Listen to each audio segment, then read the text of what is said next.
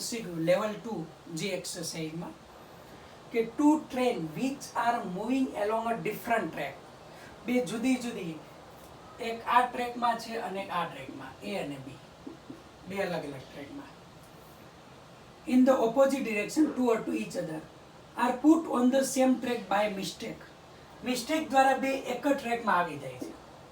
Okay, they drive on notice the mistake, બંને નોંધ કરે છે અમે મિસ્ટેક કરેલી છે.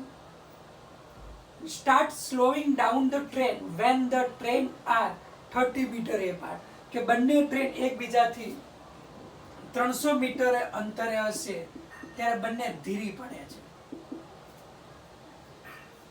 Graph give below show their velocity as a function of time.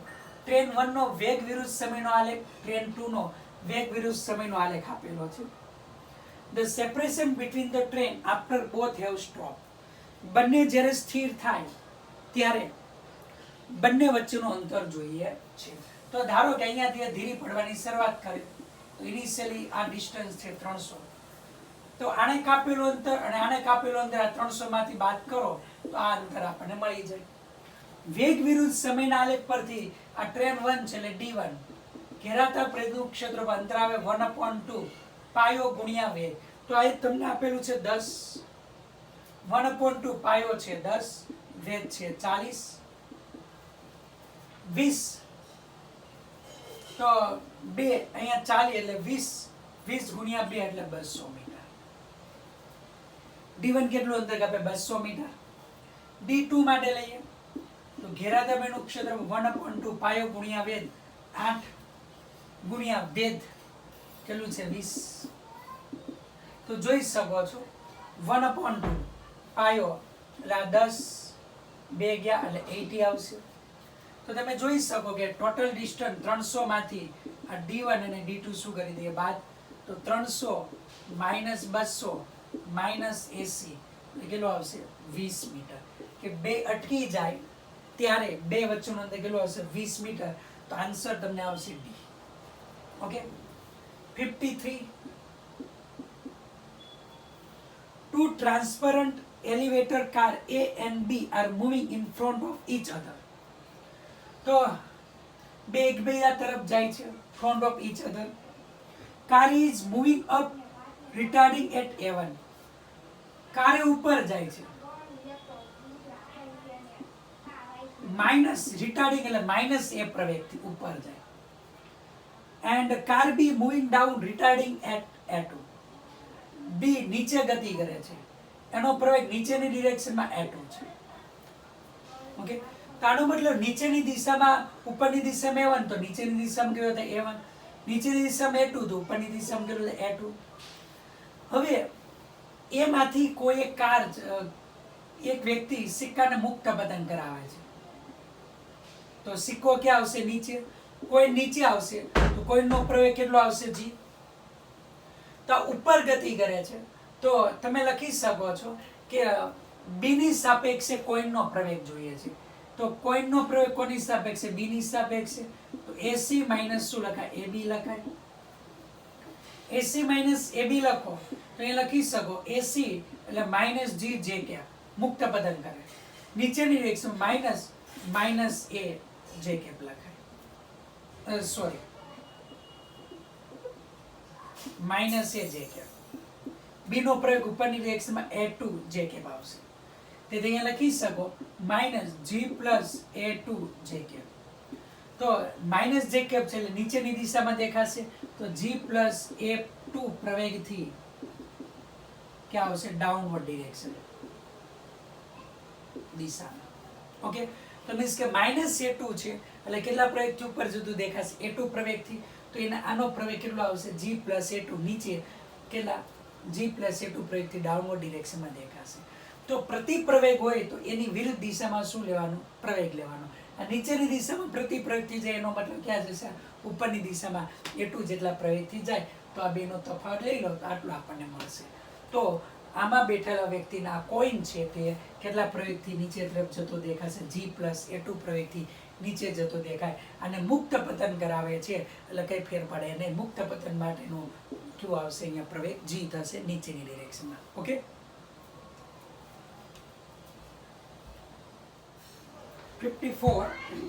MCQ 54. A particle is projected upward from the top of a tower. એક કણને ટાવરની ટોચ ઉપરથી ઉપર ફેંકવામાં આવે છે. આ ટાવર આના ઉગમ બિંદુ તરીકે લઈ આ ઉપર તરફ ફેંકો છે. Create point of projection as origin and upward as positive. ઉપરની ડિરેક્શન ને પોઝિટિવ લેશું, નીચેની ડિરેક્શન ને આપણે નેગેટિવ લેશું. ઓકે, અને ઉગમ બિંદુ તરીકે લીધેલું છે. Consider 3 points on its path such as S represent the displacement from the origin. S એ ઉગમ બિંદુથી સ્થાનાંતર દર્શાવે, V represent the velocity. તો તમને ખબર ઉપર જાય છે, ઉપર જાય મહત્તમ ઊંચાઈ સુધી, ઉપર વેલોસિટી ધન, ઉપરની દિશાનું ધન, સ્થાનાંતર એ ધન. તો first S greater than 0 and V greater than 0. હવે મહત્તમ ઊંચાઈથી ફરી પાછો ક્યાં આવશે? નીચે આવે છે. તો નીચે આવે તો સેકન્ડ, તો અહીંયાથી આ એટલે આ પોઈન્ટ લઈએ તો P બિંદુ લો, આ હું Q બિંદુ લઉં તો Q બિંદુ લઉં એટલે નીચેથી ઉપર અંદર એટલે S greater than 0 થશે. ગતિ નીચે તરફ થાય એટલે V less than કેવું થાય? 0 થાય. નીચેની ડિરેક્શનમાંનો વેગ ઋણ થાય, ઉપરની ડિરેક્શનમાં ધન. હવે જ્યારે અહીંયા આવશે R બિંદુ લઉં તો નીચેની ડિરેક્શનમાં એટલે સ્થાનાંતર ક્યાં આવ્યું? નીચે આવ્યું. તો S ઋણ થશે થર્ડ, તો S less than 0 થાય અને વેલોસિટી એ વધશે એટલે V less than પણ કેવું આવશે? 0, પણ નીચેની ડિરેક્શનમાં આવશે. તો તમે જોઈ શકો છો ફર્સ્ટ કે અહીંયા first condition 1 less than, second condition 2 less than, third condition. તો આ રીતના આપણે લખી શકીએ છીએ ઓર્ડરના સ્વરૂપમાં. તમને કીધેલું છે આ 3 ઓર્ડર હતા, એને કીધેલું છે કે which of the following correctly indicate the distance traveled by the particle since its projection to respective point in appropriate order. કે આ સ્થાન વેલોસિટી આપણને આપેલું છે તો એ ગતિ દરમિયાન અનુક્રમે આવતા પોઈન્ટ જોઈએ છે, બિંદુઓ. તો પહેલા બિંદુ કયું આવશે? S greater than 0, V greater than 0. પછી નીચે આવે છે તો અહીંયા S greater than 0 છે, V less than 0 આવે અને ફરી પાછું અહીંયા આવે તો બંને કેવા છે? નેગેટિવ. તો પહેલા 1 બિંદુ આવશે, પછી કયું બિંદુ આવશે? 2 બિંદુ આવશે, પછી કયું બિંદુ આવશે? 3 બિંદુ આવશે. ઓકે, 55 ની અંદર a railway track runs parallel to a road until a turn bring the roads to railway crossing. A cyclist ride along the road every day at a constant speed. તો સાયકલિસ્ટ છે તે 20 km/h ની ઝડપથી શું કરે છે? ગતિ કરે છે. He normally meet a train that travel in the same direction at the crossing. તો દરરોજ એક સરખા સમયે જ્યારે ક્રોસિંગ પાસે પહોંચે છે ત્યારે જેને ટ્રેન મળે છે. ધારો કે મારી પાસે ટ્રેન આ તરફ જાય છે અને ક્રોસિંગ પાસે સાયકલિસ્ટ અહીંયા મળે છે, બરોબર? One day he late 25 minutes. એક દિવસે 25 મિનિટ લેટ પડે છે. And met the train 10 km before the railway crossing. તો રેલવે ક્રોસિંગ પહેલા એ 10 કિલોમીટર અંતરે મળે. તો find the speed of the, like તમને કહે છે કે ટ્રેન છે, તમને કીધેલું છે કે 10 kilometre, met the train 10 km before the railway crossing. તો 10 કિલોમીટર પહેલા એને મળી જાય છે. તો find the speed of the train કીધેલું છે. તો ટ્રેનની સ્પીડ જોઈએ છે તો 10 કિલોમીટર અંતર આપેલું છે, સાયકલિસ્ટ છે એ કેટલા સમયની અંદર, તો ડિસ્ટન્સ આપેલું છે 10 કિલોમીટર, સમય છે સાયકલિસ્ટ TC. તો અહીંયા TC = D/VC. કેટલા કિલોમીટર? 10 કિલોમીટર આપેલું છે. ત્યારે VC બરાબર કેટલું છે? 20 km/h. Therefore અહીંયા 1/2 અવર આપણને મળશે.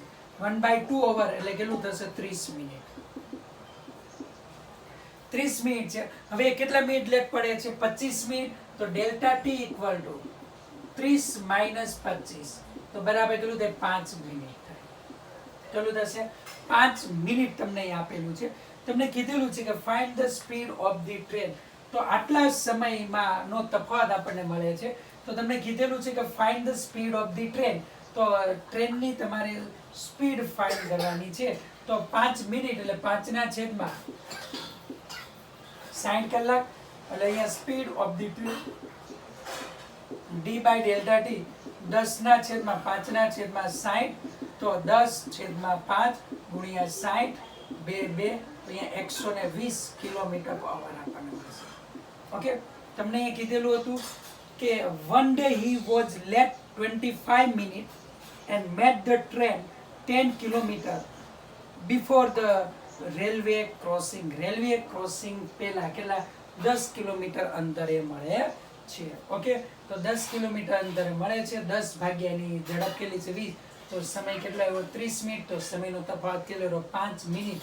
તો 5 મિનિટ રો તો અંતર કેટલું ટ્રેન કાપે 10 કિલોમીટર અંતર કાપે. સમયનો તફાવત કેટલો રહ્યો 5/60.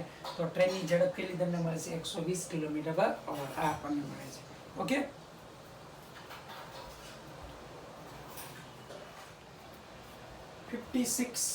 MCQ. A particle start moving rectilinear at t equal to 0. t બરાબર 0 સમયે સુરેખ ગતિ કરે છે. such that its velocity will change with time t according to the equation.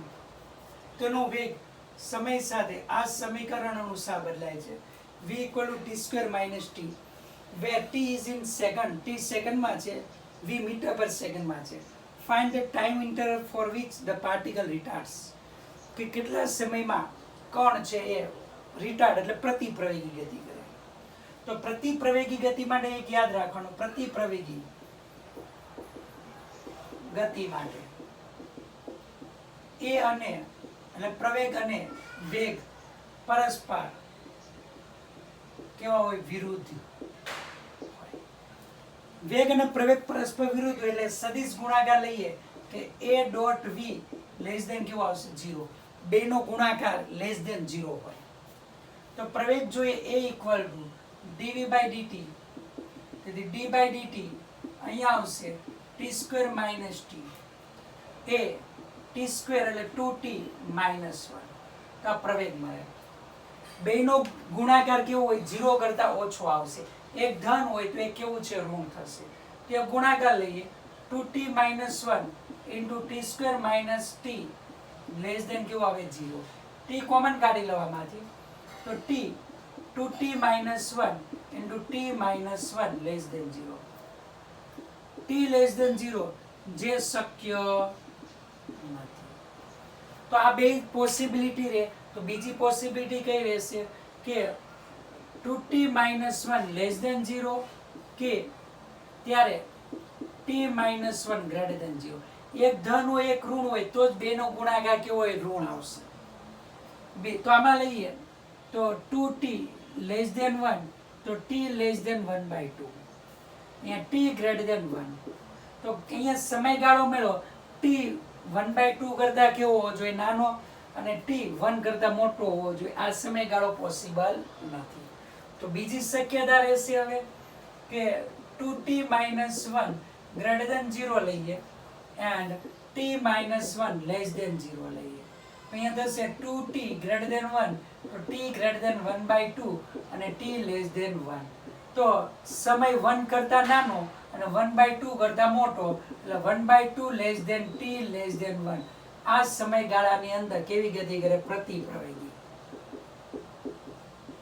Okay, તો આ સમયગાળામાં પ્રતિપ્રવેગી ગતિ કરે છે. તો આન્સર ઇઝ બોમ્બે. ત્યાર પછી 57 ની અંદર a ball is thrown vertically upward under the influence of gravity. એટલે ઉપરની દિશામાં ફેંકવામાં આવે છે અને એક ઓબ્ઝર્વર એ ઊભેલો છે. તો બોલ આમ ફેંકીએ છે ફરી પાછો એના હાથમાં થોડા સમય બાદ આવશે. Okay, and another observer B observe the motion of the ball from the frame of reference moving at a constant velocity. તો આપણી પાસે એ ફ્રેમ છે, અહીંયા એ બોલને ઉપર તરફ ફેંકે છે, આ સ્થિર છે. અને બીજી એક ફ્રેમ છે એ અચળ વેગથી ઉપર ગતિ કરે છે, બી frame.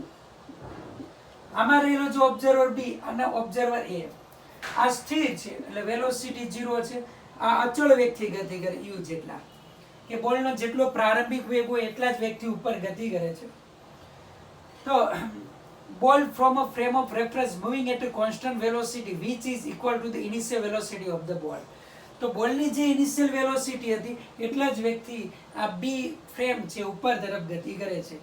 The ball has downward acceleration according to the observer.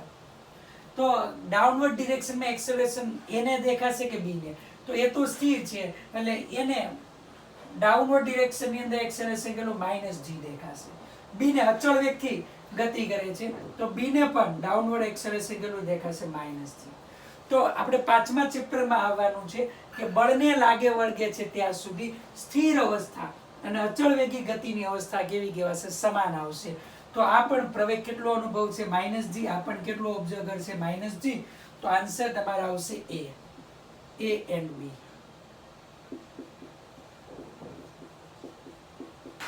Okay, આ આપણને આપેલું છે. 58 ની અંદર 3 ગ્રાફ આપેલા છે. તો તમને કીધેલું છે each of 3 graph represent the acceleration versus time for an object that already has a positive velocity at time t1. Which graph show as object whose speed is increasing for the time interval t1 and t2? તો તમે જો પ્રવેગ વિરુદ્ધ સમયનો આલેખ છે.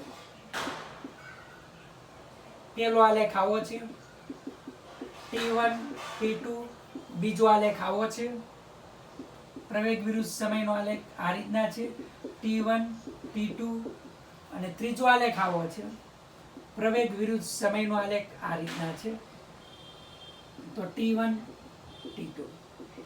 વેગ કીધેલો છે, પ્રવેગ વિરુદ્ધ વેગના આલેખ, પ્રવેગ વિરુદ્ધ સમયના આલેખ પરથી વેગ કઈ રીતે મળે?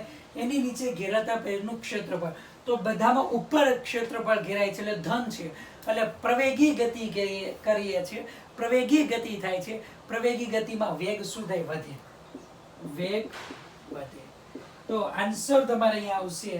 તો ત્રણ ગ્રાફની અંદર ઝડપમાં શું થાય છે? વધારો. ત્રણ ગ્રાફ એટલે આન્સર તમારો આવશે ડી. ઓકે, તો ઝડપમાં વધારો થાય છે. ઝડપમાં વધારો ક્યાં? ત્રણ ગ્રાફમાં, કારણ કે પ્રવેગ કેવો છે? ધન છે, એટલે પ્રવેગી ગતિ તમારે આવે છે. પ્રવેગી ગતિ એટલે વેગમાં શું થશે? વધારો. વેગમાં વધારો થાય એટલે ત્રણ ગ્રાફની અંદર ઝડપમાં શું થશે? વધારો થશે. ઓકે, તો આ એમસીક્યુ આપણે આ યાદ રાખવાના છે.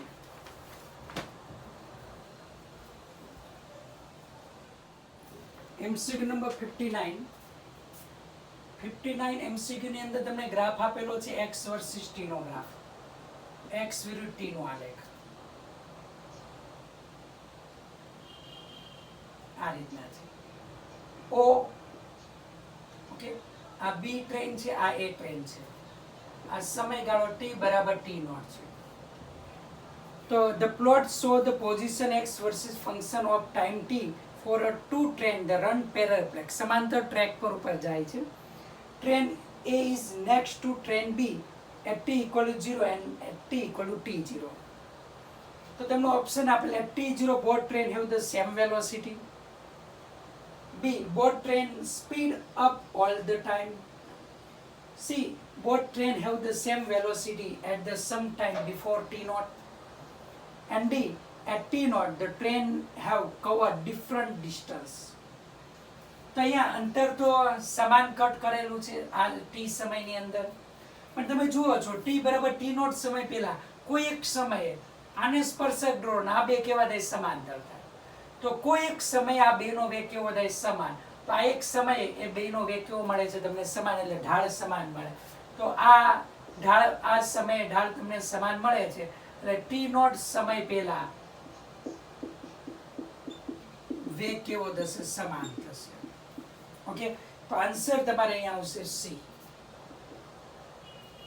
60 ની અંદર વેગ વિરુદ્ધ સમયનો આલેખ આપ્યો છે. v વર્સિસ t નો આલેખ આવો આલેખ આપેલો છે. તમે અહીંયા ગ્રાફની અંદર અહીંયા જે લીધેલું છે 6.3 સેકન્ડ છે અને અહીંયા આપેલું છે 0 સેકન્ડ. તો તમને કીધું velocity versus time graph for a particle shown in the figure starting from t equal to 0 at instant t, average acceleration is 0 between 0 and t. તો average acceleration a એટલે v2 minus v1 by t2 minus t1. તો 0 ક્યારે થાય? કે બેનો તફાવત કેવો થાય? 0. બે વેગ કેવા મળતા હોય? સમાન. તો અહીંયા વેગ સમાન મળે છે. અહીંયા x છે, અહીંયા x છે, તો એ x minus x લો, અહીંયા 6.3 minus 0 લો, આ કેવું મળે? 0. તો એક તો t1 બરાબર 0 સમય છે, બીજી t2 બરાબર 6.3 સેકન્ડ છે. તો આ બે સમયગાળાની વચ્ચે સરેરાશ પ્રવેગ કેવો મળશે? શૂન્ય. તો આન્સર તમારો આવશે C. Okay. 61 figure show method of measuring the acceleration due to gravity. The ball is projected up by a gun. Okay, તો અહીંયા ગન છે.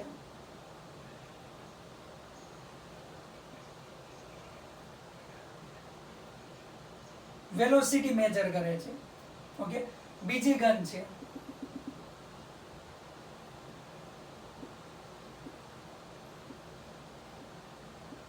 અહીંયા વેલોસિટી આ ગેટ 2 છે અને આ ગેટ 1 છે. અહીંયા ટાઈમર છે, ટાઈમર 2 અને આ ટાઈમર 1 છે.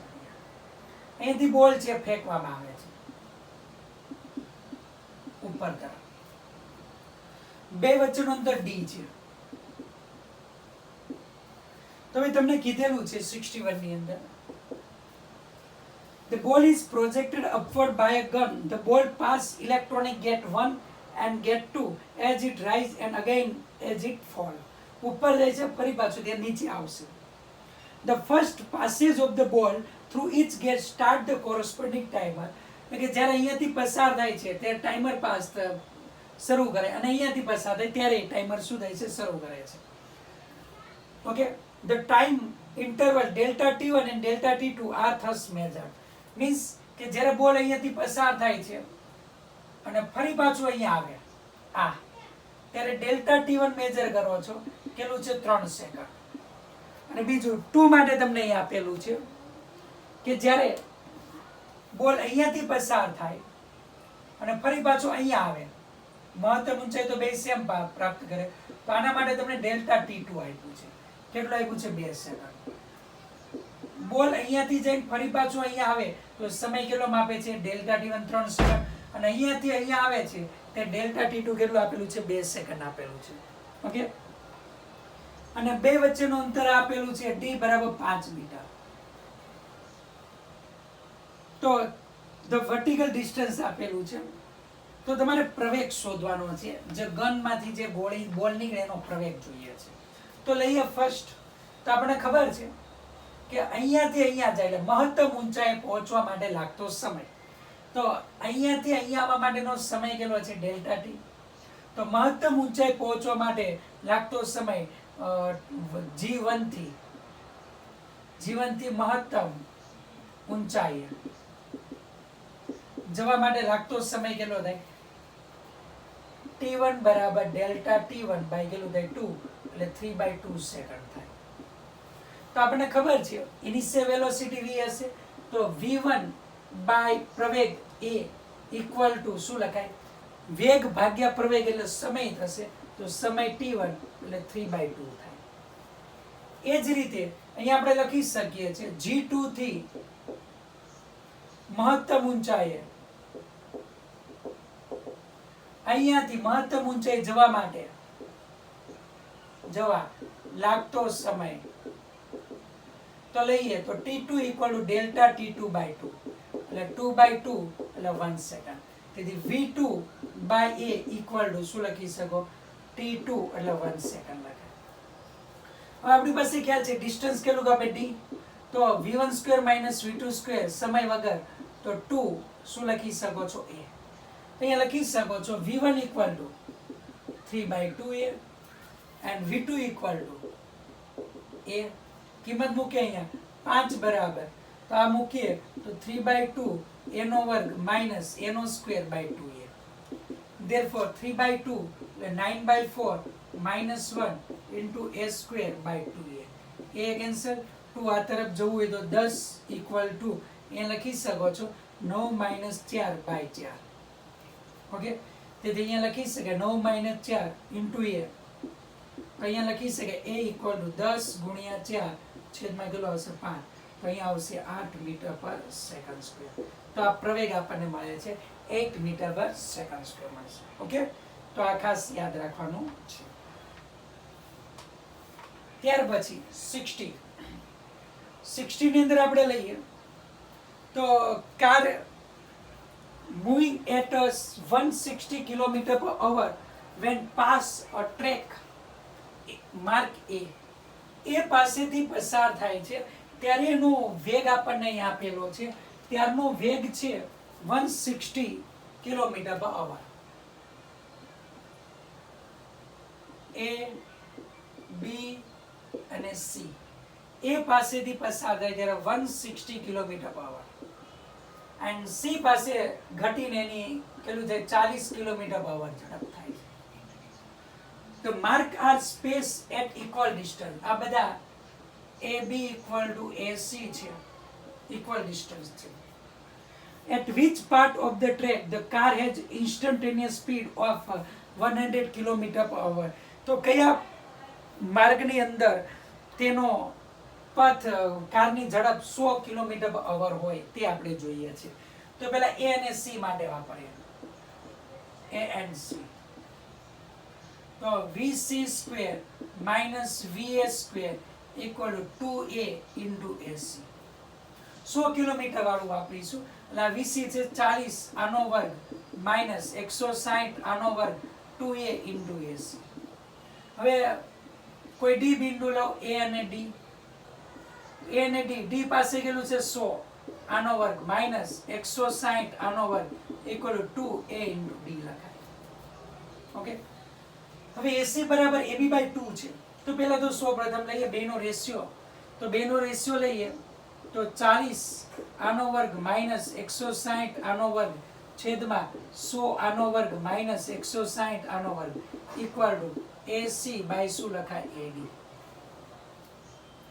તેથી તમે અહીંયા જોઈ શકો છો 10 કેન્સલ તો અહીંયા આવશે 4 નો વર્ગ એટલે 16 માઇનસ 16 ગુણ્યા 16 છેદમાં 10 ગયા છે ઉપર નીચે એટલે 100 માઇનસ 16 ગુણ્યા 16 equal to AC upon AD આપણને મળશે. ઓકે, સાદરૂપ આપીએ ત્યાં લખી શકો છો AD upon AC equal to AD આ AC આ તો 16 ગુણ્યા 16 એટલે કેટલું થશે 256 માઇનસ 100 256 માઇનસ 100 એટલે માઇનસ 156 છેદમાં 16 ગુણ્યા 16 16 માંથી 1 જાય એટલે 15 15 ગુણ્યા તમારે શું આવશે અહીંયા 16 15 ગુણ્યા તમને 16 મળે છે એટલે તમારે જે કેલ્ક્યુલેશન કરો પણ કેવું આવશે તમારે માઇનસ આવશે 156 છેદમાં 15 ગુણ્યા 16 તમને મળે છે તો એ તમારે આવશે 13 ના છેદમાં 20 13 ના છેદમાં આપણને 20 મળે છે. ઓકે, તો 13 ના છેદમાં 20 તો AD ઇક્વલ ટુ 13 ના છેદમાં 20 AC મળે છે. જ્યારે AB equal to AC by કેટલું મળે છે 2. AB નું મૂલ્ય AC બાય 2 છે. 13 ભાગ્યા 20 કરો તો 1.3 ભાગ્યા 2 કરો તો 5.5 કરતા વધારે મળે છે. 0.5 કરતા કેવું મળે છે વધારે આપણને મળે છે એટલે AD છે અને D પોઈન્ટ એ B પોઈન્ટ કરતા કેવું આપણને મળે છે દૂર મળે છે એટલે AD એટલે B પોઈન્ટ છે, D પોઈન્ટ એ અહીંયા ક્યાંક મળશે. આપણને મળશે 5 કરતા વધારે એટલે 0.56 AC મળે અને આ 0.5 AC મળે તો 0.56 AC ઇક્વલ ટુ આ આપણને મળે અને 0.5 AC એટલે આ મળે. ઓકે, તો તમે જોઈ શકો AD ગ્રેટર ધેન શું આવશે AB આવશે. AD ગ્રેટર ધેન AB મળે છે તો તમને કીધેલું છે કે at mark B between mark and B between mark B and C and insufficient. તો તમને ખબર છે કે D પોઈન્ટ ક્યાં આવે છે B અને C વચ્ચે મળે છે એટલે તમારો જવાબ આવશે C આન્સર. ઓકે, તો અહીંયા આપણે સિંગલ કરેક્ટ જી એક્સરસાઇઝના લેવલ 2 ના બધા MCQ અહીંયા કમ્પ્લીટ કરીએ છીએ. હવે બાકીના MCQ જાતે કરવાના છે, ડાઉટ હોય તો પૂછવાના રહેશે અને હવે ચેપ્ટર નંબર 4 પ્રોજેક્ટાઇલ મોશન એ આપણે સ્ટાર્ટ કરીશું. ઓકે,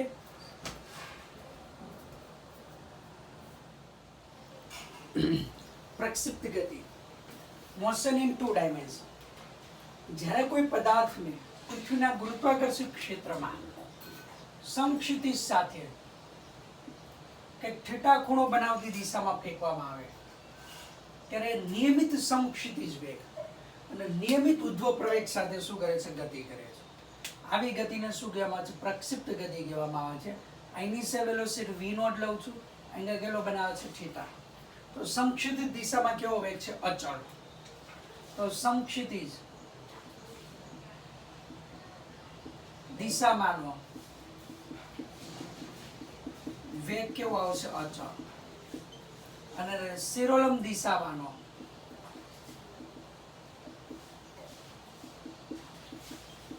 પ્રવેગ કેવો આવશે, અચળ. તો નિયમિત સમક્ષિતિજ વેગ અને નિયમિત ઉધ્વ પ્રવેગ સાથે તે શું કરે છે, ગતિ કરે છે. આવી ગતિને શું કહેવાય, પ્રક્ષિપ્ત ગતિ કહેવામાં આવે છે. ઓકે, ઉદાહરણ તરીકે કિક મારેલો જે બોલ છે, જમીન પર પડેલા બોલને આમ કિક મારીને ફેંકીએ તો જે આ રીતના ગતિ કરે એને પ્રક્ષિપ્ત ગતિ કહેવાય. તો અહીંયા 2 ડાયમેન્શનલ મોશન કહેવાય. ઓકે, તો બે સ્વતંત્ર પરસ્પર લંબ એવી ઘટક ઘટક સ્વરૂપે પણ આપણે નિરૂપી શકીએ છીએ. તો અહીંયા આપણે લખીએ છીએ પ્રારંભિક વેગ છે, એના બે કમ્પોનન્ટ પડે. પેલો અહીંયા આપણે લખી શકીએ v0x = v0 cos θ, અને બીજો લખી શકીએ v0y = v0 sin θ. તો બે કમ્પોનન્ટ પડે. તો કમ્પોનન્ટ ગતિ અહીંયા લઈએ છીએ. તો કમ્પોનન્ટ ગતિની અંદર લઈએ ફર્સ્ટ આ x ઘટક લેશું અને બીજું y ઘટક લેશું. તો પ્રારંભિક વેગનો x ઘટક એટલે v0 માટે v0x = v0 cos θ and v0y = v0 sin θ. હવે પ્રવેગના કમ્પોનન્ટ લઈએ. પ્રવેગે તો x કમ્પોનન્ટ સમક્ષિતિજ દિશામાંનો વેગ કેવો છે, અચળ, એટલે પ્રવેગ કેવો આવશે, 0. શિરોલંબ દિશામાંનો પ્રવેગ કેવો આવે, ગુરુત્વ પ્રવેગ g, અચળ પ્રવેગી ગતિ છે. t બરાબર t સમય મારે વેગ જોઈએ છે. તો v તેનો x કમ્પોનન્ટ, તો vx = v0x + xt. તો v0 કેવું છે, v0x, v0 cos θ છે, x 0 છે. તો x દિશામાંનો કમ્પોનન્ટ એ પ્રારંભિક x કમ્પોનન્ટ છે એના જેટલો જ મળશે. y દિશામાં તો v0y + ayt, v0y એટલે v0 sin θ, ay એટલે -gt. તો y કમ્પોનન્ટ. તો x કમ્પોનન્ટ અને y કમ્પોનન્ટ આપણને વેગના મળ્યા. હવે t બરાબર t સમયે સ્થાનાંતર જોઈએ છે. સ્થાન ક્યાં આવશે, તો x એટલે v0xt + 1/2 xt². તો v0x એટલે v0 cos θ * t, x બરાબર 0. તો t બરાબર t સમયમાં x દિશામાં કાપેલું અંતર આવે. એ રીતે y દિશામાં કાપેલું અંતર y = v0yt + 1/2 ayt². v0y એટલે v0 sin θ * t - 1/2 gt². તો y કમ્પોનન્ટ મળે. તો t બરાબર t સમયે ઇનિશિયલી વેલોસિટી કેટલું હશે, તે પ્રવેગ કેટલો હોય તે t બરાબર t સમય x દિશામાંનો વેગ, y દિશામાંનો વેગ, t બરાબર t સમય x અક્ષની દિશામાં કાપેલું અંતર અને t બરાબર t સમય y અક્ષની દિશામાં કાપેલું અંતર.